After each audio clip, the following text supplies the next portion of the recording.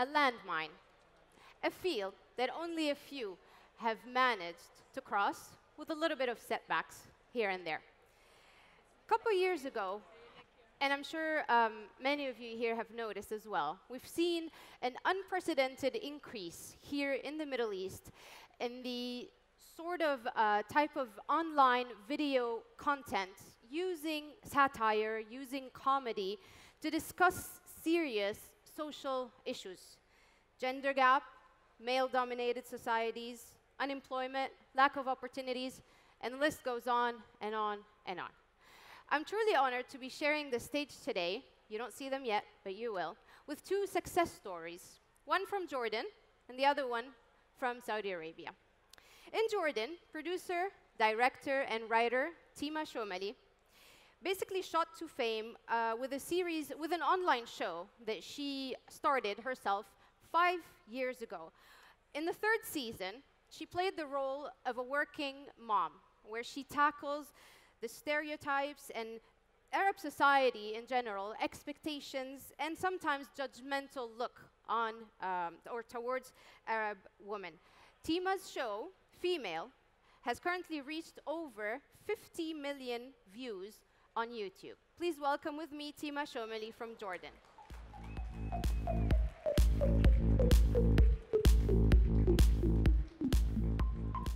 Thank you.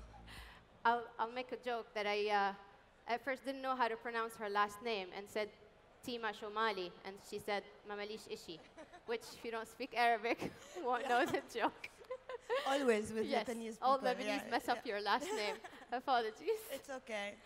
We go to our second guest from Saudi Arabia, actor and comedian Hisham Fageeh in Saudi with a G, became one of the very first stand-up comedians after several performances that started as a college student when he was studying in Columbia University in the States. He then later on became head of content at Telfaz 11, a very popular Saudi YouTube network with an estimated total views, get this, of 70 billion up until now. They produce shows and online content that reaches Arab youth and also discuss major several issues. He also acted in Baraka Meets Baraka, the feature film that was submitted in 2017 to the Academy Award for Best Foreign Film. And of course, many of you may know him or seen his face on the very famous clip he put in on YouTube, which got him 14 million views, and that's the satire video, No Woman, No Drive. Please welcome with me Hisham Fageeh.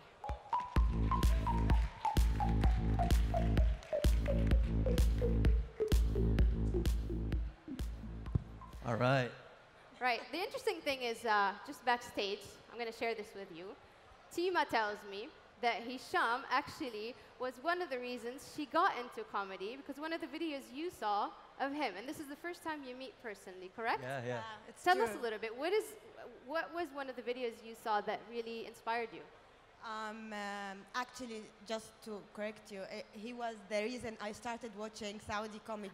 Saudi comedy, sorry. She did comedy way before him. Yeah, he had an episode, he shot an episode in New York, and he was trying to convert them and try to convince them with the Saudi culture and the traditions. And it was so funny that I started following his show at that time. Thank it was you. like then. Yeah. Yeah, I did a video called Illuminati, which is reverse Illuminati. So we try to convert people to be Saudi in America. You always play on the, you do a lot of play of words, which we're going to get to in a second. But allow me to start with Tima, just because her issue is one of the top trending issues Do I right have now. an issue? You have many issues, Tima. You have a lot of issues. Yeah, we're going to discuss them backstage. Arab women, working moms, single women, college students. There's a lot of issues that, despite our differences in nationalities, we all face as women in today. Basically, what is it that you tried in your show, She-Male, to portray... She-Male. This is funny. This is funny. You should laugh. Freudian slip. This is brilliant. It just fell. What is it that female Shomali, هلا you know Shomali, try to address as issues of Arab women Actually, today? female show started as a one-woman show, social experiment, and it developed. It was like every episode I wanted to talk about a subject, and the third episode was about relationships. And this episode was a hit because, you know, relationships are, everyone wants to be in one, everyone wants to break up with someone, and like everyone wants to get married. I do. Not true. So Really? But why? I'm just kidding. I did it. Anyway, so basically it was a hit, so we decided to do a sequel, and this sequel, after that, sponsors came and they wanted to do a full season, and that's how it all started. The show addresses how women and men, the process of getting to know each other, meeting each other, and then after that getting married, and the whole process of getting engaged, getting married, meeting the parents, and all the process of that. So through this show, I always try to focus on the challenges as a woman. Like for example, in the third season of Female, I was a working mom, and it was a very important thing, like to show how working moms, like they are expected to work, to earn money, to make breakfast for their kids, to take care of their kids, Breastfeed. to do everything. And after all that, if she's a bit late for home because of work, if she's being judged because of all that, and she's expected to work and earn money. So it was one of the main stuff I wanted to focus on the last season of Female. I think I talked too much. I'll leave it. No, please. And I'm time is up. enjoying it. See you. No, don't go. You're not going to run. You did something very smart, I think, Tima. You, in one of the episodes, in several episodes, I think, you reversed roles. Yeah. So you basically played the role of the working mom outside, and your husband stays at home to take care of the house. Why did you do that? That was in the second season. It was actually important. At one point, my husband loses his job, and my character becomes the main responsible person for the household to provide for the family. And we did it in a very comedic way, and the husband started. He's cooking and he's taking care of the house, and he's sitting with the woman neighbors and waiting for his wife who doesn't come home because she's late. And then you see how the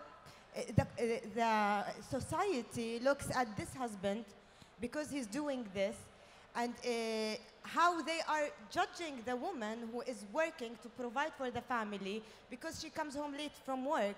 So it was very important to show these realities on a human level, on a level that everyone at some point they live, and why is she being judged? Only because she's a woman. And the man so gets and she pass. needs to cook, and she needs to do Okay. I think it's hard now to ask anything for Hisham, because Hisham, how could you do this? I'm worthless. No, I'm a male. You've also faced challenges using satire Right. in a very complicated social issue. Tell us how difficult for you it is to try and make people laugh at something that is very serious. Yeah, I mean, the thing is, like, I think it's easy to make people laugh, but my idea of satire is that good satire punches up. It doesn't punch down. So you look at, you know, hegemony and power dynamics, and you try to challenge that notion of marginalization, of privilege, you know, and those are the things that you want to satirize. Yeah, because if I were to do something that is just making fun of people or minorities, then that's not necessarily progressive. It's actually more oppressive. No, of course, you've tried and use it in a constructive way, trying to tell your views and also receiving criticism from people who may not subscribe to your notions, and Right. that's the case. What has changed for you since you started to bring in the idea of satire to address social issues here in the Middle East? What has changed? What sort of reception you've received? I mean, the thing is, like, I was really lucky because I started early on. So we were, you know, a movement that started around 2010. And people just followed us because there wasn't much going on. And because I was one of the first, I was able to do a lot of weird stuff and unconventional or atypical material that allowed me to push the envelope. So by nature of that like whole movement, the soft power in it allowed me to just have freedom and push it early on. The reception is the smart people understand it as satire, and the stupid people think that I'm serious. But it's a win-win situation because I'm getting views and I'm getting more popular, you know, regardless of who my audience is. We're not calling anyone stupid, okay? Everybody's stupid, No. yeah. No one laughed. Okay, he did it. Everybody I here don't is know really him. smart. But I think, you know, again, to make people laugh is easy. The hard part is to write smart content that makes you think. Yes. And sometimes, the truth be told, like if you have a very difficult life or job, you don't want to come home and watch TV and think. You want to sometimes turn your brain off and watch something mindless. So there's also that balance between very intellectual, sort of like highbrow, and you know, mainstream, lowbrow entertainment. Lowbrow, I like that. That's another term we can take from today. Tima, I'm gonna ask you the same question. What are the issues that you think people started thinking about when they started watching female? Because you did create a buzz around social issues and the role of women in our society. What were the issues that really created a punch? To be honest, in the beginning it was very hard because I started the very first female episode. It was a social experiment, and I started like with a shock, so everyone was shocked. Okay, let me tell them what you did. I'm going to tell them what you did, and then you tell them why. Okay. Tima, one day, 5 years ago, right? Yeah. 5 years ago, she wanted to start this and do a little bit of a shock. So she put on her pajamas, took a camera with her, and went down to a popular market in Jordan. Now imagine this, it's 5 Friday years ago. market. It was Right, Friday Friday? market. So the crowd this day of the week, walking in her pajamas and filming. Yeah. Why on earth would you do that? Yeah, basically, I was at that day. It was I wanted to see how would social media. It was Facebook, basically. It was there was nothing else. How would Facebook be in real life? And I started doing the stuff like literally. Instead of writing my status when I'm in my bed, I was in my pajamas and. I went to everyone and I was telling them, oh my God, I really want a coffee now in the market. I didn't know it 5 years later, now it's our reality. Like, you know, on Snapchat and literally everyone is doing that. So basically, what was the question? The question is, Doesn't matter. you also do that. The question is, do you have to do or think of something really crazy just to get people attention towards very serious issues? You do that a lot as well, Hisham. We'll get to you. But why did you have to do it while actually doing something what people would Because take crazy? I wanted, to be honest, there was a point behind it, but as well as I wanted the attraction for my show. I wanted my show, because it was the first episode, I wanted the buzz so people would know about my show and then follow it and see what's coming next. Yeah, so you asked about... She keeps forgetting. It's okay. That's good. Why don't we ask Hisham some of the craziest stuff you did to either not just to get attention, but to succeed in the idea of creating a buzz towards a social issue? What was one of the craziest things you've done that worked? The most recent thing is the poster of my movie, Baraka Meets Baraka, has my character holding a bra and looking at it with this, like, you know, confusion and deep thought. So obviously there's this element of shock, but it's also about, like, it's just a piece of clothing. What does it mean in this context? What does it mean when I look at it this way? So it's a reappropriation of imagery, of representation, iconography. But I think... And you put it on your Twitter cover, ironically. I just changed it yesterday. Yeah, I saw that. But like for me, I decided to start my career when I did my first YouTube series in character. So I played it straight as if I was the character talking to the camera. And it was this element of, you know, satire, because that's how I think satire works. It's not like, hey, here comes a joke. It's, I am talking, and if you get the jokes within the context or the subtext, then you understand it. But if you don't, that's fine too. So I think people were like, who is this crazy guy? What is he doing? Oh my God, it's so embarrassing. So I use that element of shock. But again, I think of it from a writing perspective. I just love it. I love playing characters. I love writing like twisted sort of narratives within the comedy. I like subtleties. What do you think are now some of the top issues that Arab youth need to basically engage in using this language, using the language of the youth? Well, because I'm one person Yes. and I come from a country that has 32 million people, I cannot speak on behalf of everybody. I can speak on behalf of me, Yes. and I try to be honest. I try to be emotionally intelligent and grounded and empathetic and try to talk to my peers and people around me so I can understand the context or sort of what are their anxieties, but each person has their own mission, whether it's an agenda or a value system or a dogma that they subscribe to. And for them, that's their own personal journey. And their artistic expression is an extension of that person, right? There's never an artist that is disconnected from their artwork. I fundamentally believe that. No, you're definitely connected with your Yeah, artwork. And 100%. many people, wallah, sometimes don't understand it. So that's what I wanted to ask her, how frustrating it is for you that still today a lot of people don't understand the satire. They don't understand the point of it. They get stuck with you wearing pajama and walking on the street, and they miss the big idea. You know, I do believe it. We shouldn't underestimate our audience. It's something because, for example, if I'm talking about my country, it was something new to them. They have never seen this, so the common sense is for them to be shocked. And if you see the very first video I did, everyone was talking about it, but I got attacked. Like a lot of people didn't like it. They were like, this girl doesn't present us. This girl doesn't present Jordanian girls. And that's how it started. And look at the show now. Like you get like the very first video, it was like 65% likes and 35% dislikes. Now go to female show videos after 4 years and look at the likes. Like 97% is likes. I do believe that when you start something and you pioneer in something, you need to know you will take, like if you have to understand you will have some attacks.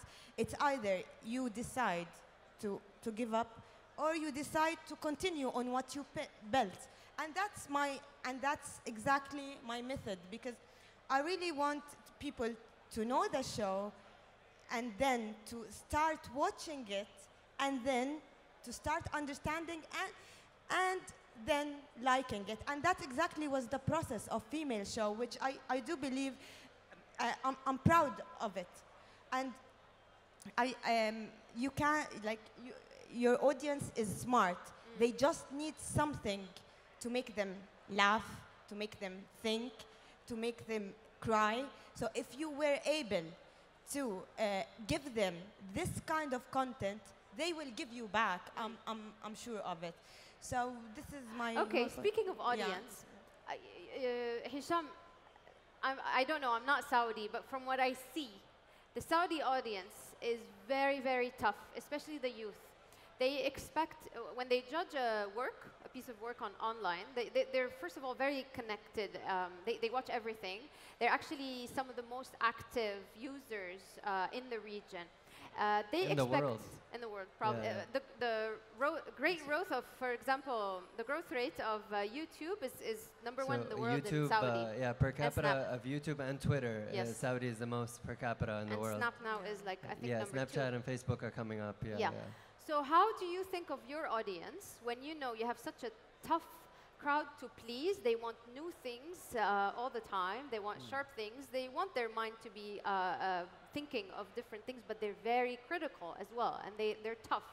How do you think of your audience when you write something? Well, I think them being critical and them being hungry are not mutually exclusive. They want to participate And sometimes if they're just showing disapproval, that's just them wanting to talk with you, you understand? But I see the hunger as an opportunity to perform and to make more content. And the more that I engage them, just by the nature of me being there, they're gonna accept me more. I mean, that's just how it works. You sort of like seep into their subconscious, you know? And for me, that's a great opportunity, you know? A lot of things, I saw resistance from when I started, you know, in 2011. But now it's completely normalized, and that's a big part of it. Is it because you got used to it, the resistance, or because people are getting used to it? Two things are being normalized. I normalized in my world is the criticism and people dissenting. People saying, no, I don't like this. And for them, it's, oh, that's Hisham. He leans to the left. He does this type of content. He's crazy. Khalas, we accept him. So I think, again, it's about a conversation. Because if I come in and I spoon feed people, this is how you're supposed to think, and you are below me, and I know everything. This is not a type of dynamic that is healthy. You know, no matter how self-righteous I am or how smart I think I am, I don't know everything. But if I invite people to a conversation, then it can be participatory. And that's really important to me, because I understand what the root problem is and what are the sort of obstacles to navigate. Tima, do you agree, have the attacks or the criticism on the type of work you do, are they now less because people got used to it, or you got used to it so you don't care anymore? It never disappears, you know? There's always attacks, but the thing is, when I first started, it was like attacks on me, on the show, on the idea, on everything around the show. Now, like, again, on every content is different, but I'm talking about female show. Now the attacks were, like, there is still criticism, but it's like a lot of it, like some of it is about the way I look. They don't like that I'm fat. They don't like that I'm thin.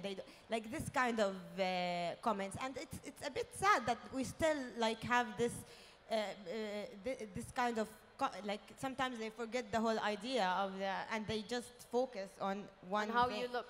Yeah, this is always there, you know. But you get criticism as well, but of course it's not like the same level as the time you started of the show. So maybe the level of criticism has changed. Maybe people did get used to a certain level of this type of content. But what I noticed, what has not changed, is the type of social issues you still discuss. It's still the same.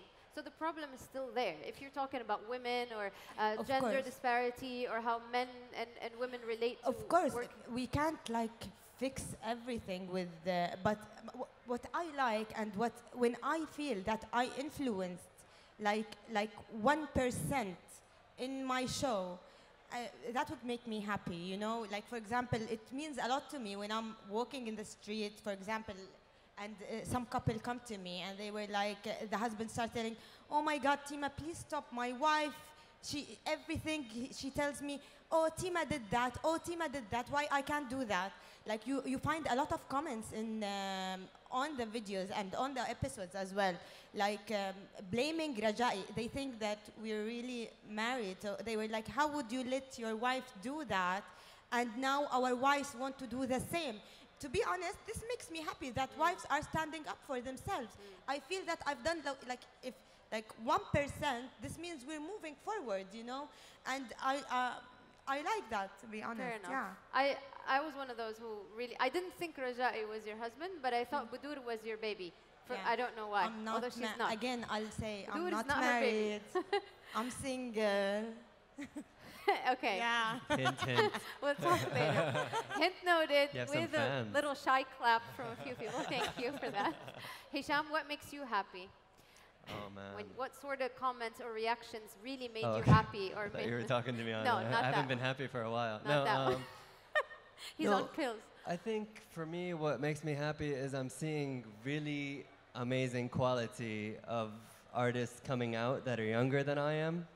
And you said the young crowd are very critical. I disagree, you know, Really? because don't forget my country, Saudi Arabia, 75% of the citizens are under 35 years old. True. So mostly people are young.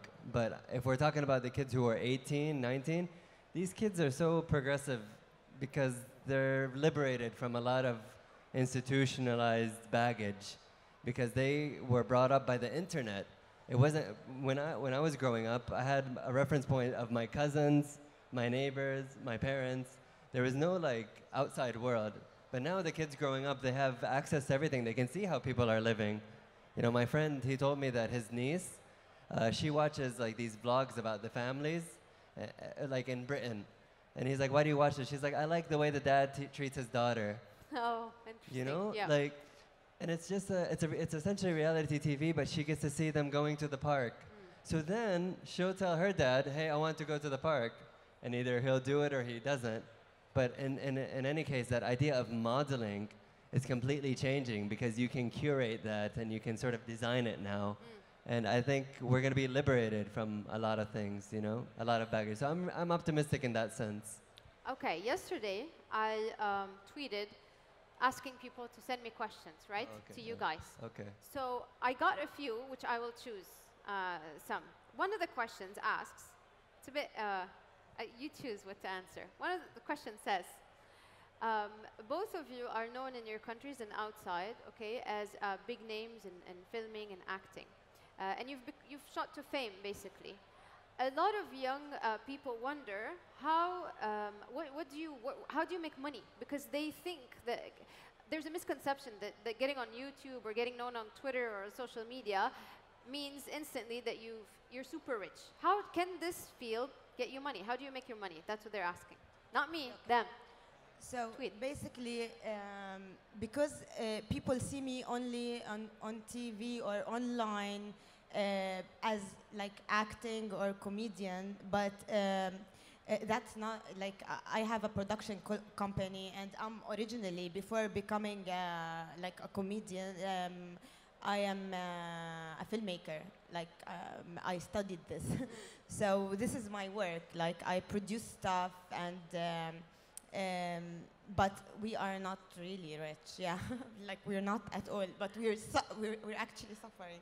But the thing is, like I have like You're other single work. and suffering. It's very tough for you, Yeah, Tima, no. right But now. I mean the work, like the industry itself. It is tough. It is a tough industry. Especially yes. if you are a producer, you're trying with the new content and it's online content.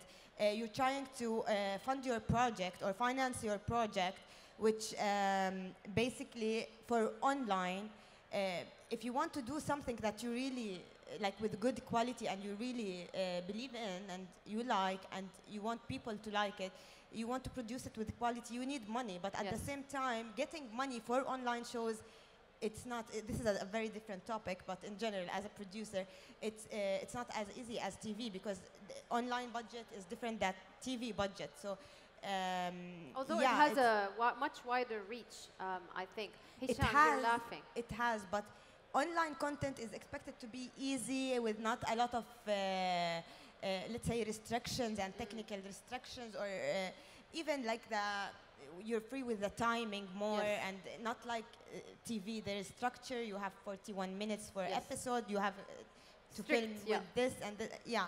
It's different, but at the same time, if you really want to do quality videos online, sometimes you need more money just to be able to sustain and for everyone to take their money and to get paid. So it's a struggle. We're working on it, but yeah, you need to work hard, basically.